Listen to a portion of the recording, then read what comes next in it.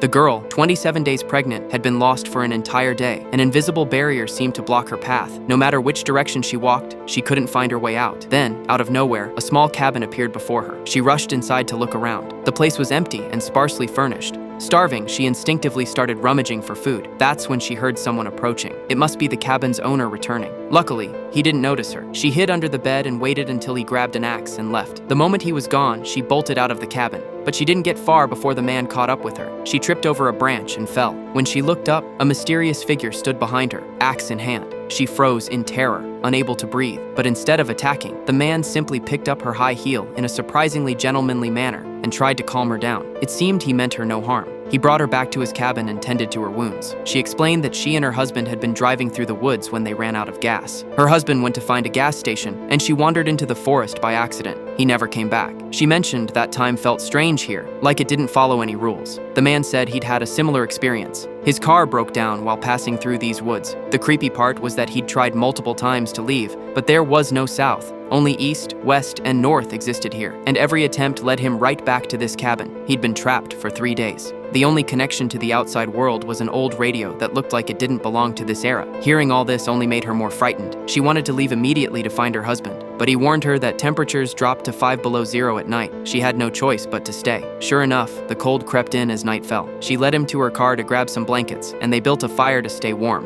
barely making it through the night. The next morning, he came up with a plan: siphon gas from his car into hers. Maybe then they could escape the forest. But as he was walking back with the fuel, a gunshot rang out. He dove to the ground, and the gasoline spilled everywhere. Almost at the same moment, she heard a noise outside the cabin. She stepped out and found a young girl collapsed on the ground. She quickly dragged her inside to warm up. When the girl woke up, she grabbed a stick and held it up defensively, clearly on edge. She said she and her boyfriend had just set out from South America and were passing through this forest when their car mysteriously broke down. The next thing she knew, she woke up here. This sent the woman into a panic. She and her husband had been in North America, thousands of miles away from South America. That was impossible.